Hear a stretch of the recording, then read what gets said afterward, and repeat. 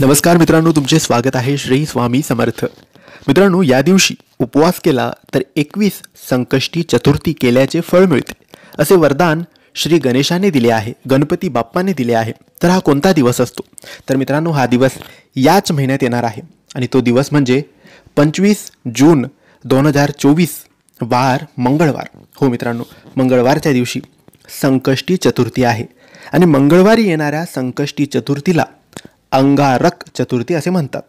आता या चतुर्थीला मंगळी चतुर्थी देखील म्हणतात आणि ज्या वेळेस मंगळवारच्या दिवशी संकष्टी चतुर्थी येते त्या चतुर्थीला अंगारक चतुर्थी म्हणतात आणि त्या चतुर्थीला खूप मान्यता प्राप्त आहे. कारण गणपती बाप्पानेच असं वरदान दिलं आहे की जोही भक्त अंगारिकाला उपवास करेल, व्रत करेल, त्याला 21 संकष्टी चतुर्थी केल्याचे लाभ होतील. आपण दुसऱ्या ज्या संकष्टी चतुर्थी येतात तेव्हा उपवास करत नसू, दुसऱ्या कोणत्याच संकष्टीला उपवास करत नसू, परंतु जर भक्तांनी या अंगारक चतुर्थीला उपवास केला तर त्याला लाभ 21 संकष्टी चतुर्थी केल्याचा होतो. म्हणून मित्रांनो, येणाऱ्या 25 जून मंगळवारच्या दिवशी अंगारक चतुर्थी येणार आहे.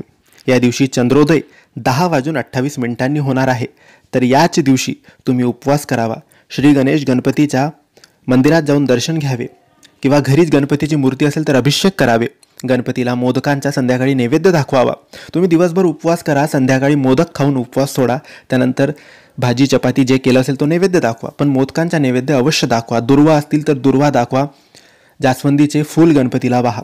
गणपती बाप्पा तुमचे सर्व विघ्न दूर करतील, सर्व इच्छा पूर्ण करतील. दिवस लक्षात ठेवा, 25 जून मंगळवारच्या दिवशी मंगळी चतुर्थी, अंगारक चतुर्थी.